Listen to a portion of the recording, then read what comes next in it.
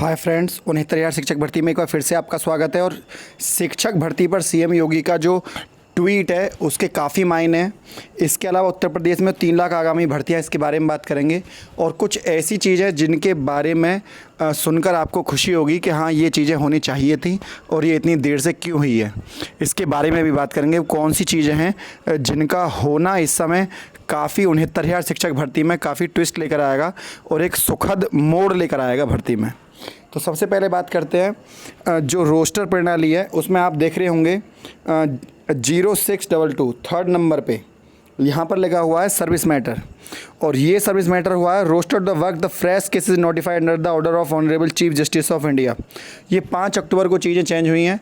इसका मतलब ये है 5 अक्टूबर से रोस्टर प्रणाली जो है लगा दी जाएगी और उसके तहत जो पुराने केसेस चल रहे हैं वो पुराने जजों को, क्योंकि फिर नए केस मिलेंगे तो उन्हें पुराने केसेस जो है वो तुरंत की तुरंत उनकी सुनवाई अपडेट करनी होगी या फिर उनके बारे में जो ऑर्डर पहले से ही रिज़र्व किए हुए हैं वो ऑर्डर रिलीज़ करने पड़ेंगे। ये नियम होता है कि आपको इतने से इतने डेट तक जो भी मैटर्स हैं आपके, आप उनको क्लियर करिए ताकि आपको रोस्टर प्रणाली के तहत वहाँ से हटाया जा सके।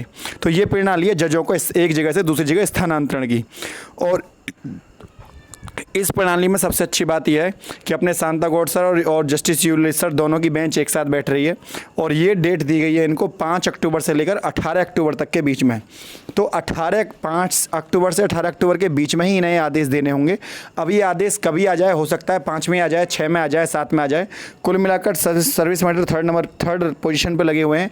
और ये जज की अपनी मर्जी होती है कि वो कौन से केसेस को पहले उठाना चाहें, लेकिन उनको लगातार इन चीज़ों के ऊपर सुनवाई करनी होती है। और ये भी आपको पता होना चाहिए कि जो ई कोर्ट है उसको लगाने वाला उत्तर प्रदेश पहला राज्य है हमारे उसका, जहाँ पर ई अदालतें सबसे पहले शुरू हुई। और इसके अलावा आप इसमें देख सकते हैं थर्ड नंबर पर सर्विस मैटर लगा हुआ है जिसमें description of the subject category 0601-0622। तो ये अपना सर्विस मैटर है और इसके ऊपर अपनी सुनवाई लगी हुई है। तो ये एक बहुत ही अच्छी चीज़ है जिसका इंतज़ार हो रहा था। और कहीं ना कहीं प्रशासन ने भी 31,661 पदों की लिस्ट लगाने से अपने पीछे हाथ खींच लिए हैं, क्योंकि उनको भी पता है कि एक हफ्ते में रिजल्ट आ जाएगा, फिर बाद में चीज़ें बदलनी पड़ेंगी। तो और बच्चे इसके लिए कोर्ट जा सकते हैं, हंगामा कर रहे हैं इन सब चीज़ों के लिए। और सबसे अच्छा ये हुआ कि 22,000 सीटों को जुड़वाने के लिए हम बात कर रहे थे, एक्चुअल में वो 27,000 सीट हैं। 27,000 सीटों पर चयन की मांग को लेकर हंगामा हुआ। बेसिक शिक्षा विभाग की 68,500 में 500 सहायक अध्यापक भर्ती मामले में बची हुई 27,000 पदों पर भरने की मांग को लेकर शुक्रवार को काफ़ी हंगामा हुआ। और ये हंगामा जो हुआ है ये इसी आधार पर हुआ था कि ये शुक्रवार का मतलब है कल, आज सैटरडे है, तो इन काफ़ी हंगामा बेसिक शिक्षा विभाग के सामने हुआ। बाद में फिर पुलिस बुलानी पड़ी और पुलिस ने मामले को शांत कराया। लेकिन ये भी बात है कि जो मैसेज पहुंचना था अंदर बेसिक शिक्षा विभाग को, जो मैसेज पहुंचाना था वो अभ्यर्थियों ने उतना काम कर दिया, क्योंकि पुलिस जो बुलाई थी वो प्रशासनिक अधिकारियों ने बुलाई। तो ये मैसेज उन तक पहुँच गया कि 68,500 की जो 27,000 सीट हैं सरकार उन पर कोई निर्णय ले। और ऐसे ही हंगामा की और आवश्यकता है, मतलब इस तरीके से कि अपनी बात को शांतिपूर्वक रखें आप। मैं ये नहीं कह रहा कि आंदोलन, क्योंकि अपनी ये बोलने का अधिकार है। तो राइट टू स्पीच आर्टिकल 19 में आता है, 19 में आता है। तो ये इनका पूरा फ़ायदा अभ्यर्थियों ने उठाया और इस चीज़ अपनी मांग को सामने भी रखा, क्योंकि इस समय मीडिया को जो ध्यान है तुरंत अनएम्प्लॉयमेंट जो हमारे देश में जो बेरोज़गारी फैल रही है, जो अनएम्प्लॉयमेंट है उसको लेकर वहाँ से हटके, क्योंकि कुछ राजनीतिक मुद्दे होते हैं, कुछ घटनाएं हमारे देश में इस तरह से घट जाती हैं कि मीडिया उधर ही चली जाती है। तो ये भी है कि मामला जो है ठंडे बस्ते में पड़ता जा रहा है। हालांकि कुछ चीज़ें निंदनीय हैं, उनके ऊपर मीडिया को विचार भी करना चाहिए, क्योंकि मीडिया को ही चौथा स्तंभ माना जाता है। तो मीडिया भी अपना काम भली प्रकार कर रहा है, जिससे जो लोकतंत्र है वो बचा रहे और चीज़ों को बोलने और कहीं किसी से मिलने का अधिकार दिखा जाए। ऐसा ही एक निंदनीय काम हाथरस की घटना में हुआ, आप सभी को पता होगा उसके बारे में। मीडिया को बाहर रोक दिया गया गांव के बाहर, और बाद में फिर जब काफ़ी ज़्यादा उस चीज़ों को ऊपर वो चीज़ें हुई तो फिर 5 अधिकारी जो है सस्पेंड कर दिए गए।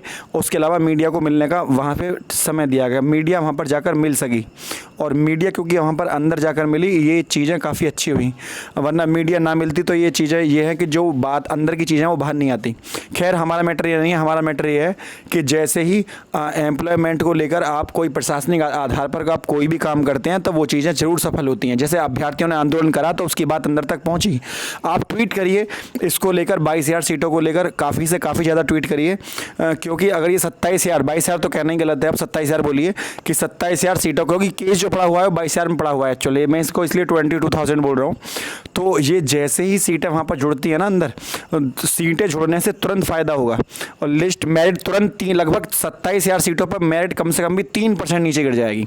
मतलब जनरल की जो लिस्ट पहले 67.1 पे लगी थी, वो 67.1 को आप लगा लीजिए 64.1 पर जाके लगेगी।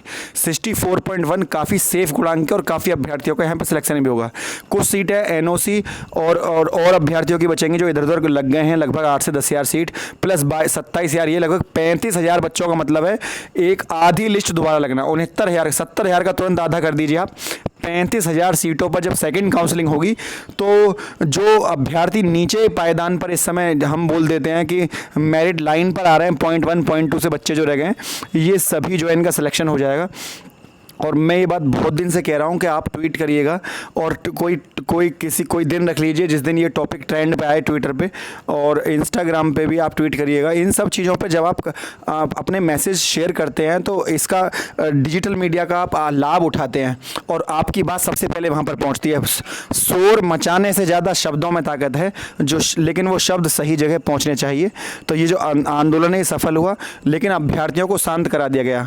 अब मैटर ये है कि या तो अभ्यर्थी को लिखित में आश्वासन लेकर आते वहाँ से तो बात होती, क्योंकि ऐसे केवल ऐसे घर भेज देना ये कि आप अपने अपने घर जाइए, तो ये चीज़ें गलत है। सरकार को 68,500 पर बची हुई सीटों पर निर्णय लेना चाहिए, क्योंकि जस्टिस यूनिवर्सिटी पहले ही इसके ऊपर आदेश दे चुके हैं कि इन सीटों को 6 महीने में बनना है, पर सरकार ने उस पर कोई कार्रवाई नहीं करी।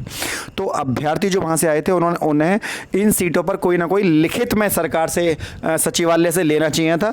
और क्योंकि आंदोलन एक छोटे लेवल पर हो पाया, क्योंकि बड़े लेवल पर आंदोलन होता तो सफल होता।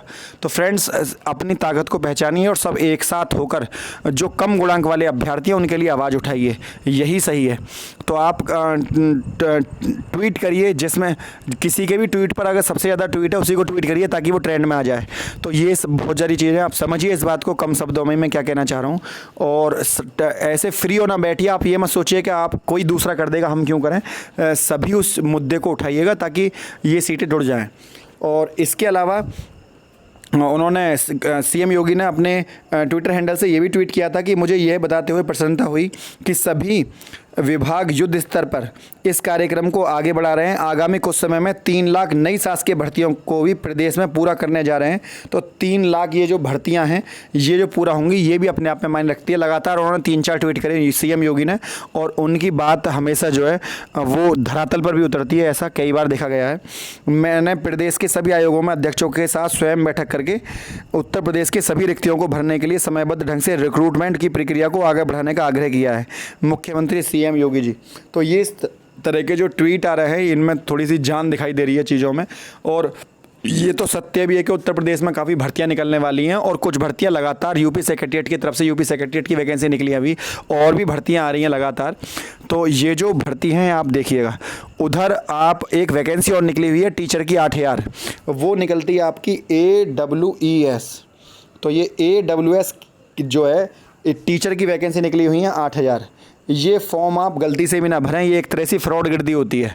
इसमें फ्रॉड गिरदी क्या होती है कि आर्मी रिक्रूटमेंट सेल में हर साल 8,000 वैकेंसी निकलती हैं, उनका कोई प्रॉपर ब्यौरा नहीं देते, OBC SC किसकी कितनी लिस्ट है उसे भी छोड़िए। सबसे बात क्या करते हैं, वहाँ से आप पेपर भी डाउनलोड करेंगे तो 50-50 रुपये का पेपर डाउनलोड करवाते हैं।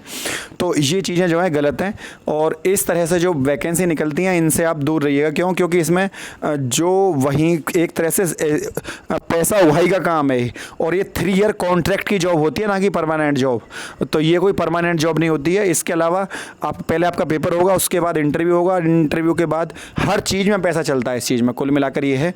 तो सरकार, मेरा केंद्र सरकार से ये मेरी वो है कि आप इस तरह की जॉब्स को बंद ही कर दीजिए, या तो आप उसको परमानेंट बनाइए और उसमें पारदर्शिता लेकर आइए, वरना 8,000 सीट हर साल कहाँ से आ जाती हैं, उनका ब्यौरा तक भी नहीं दिया हुआ है।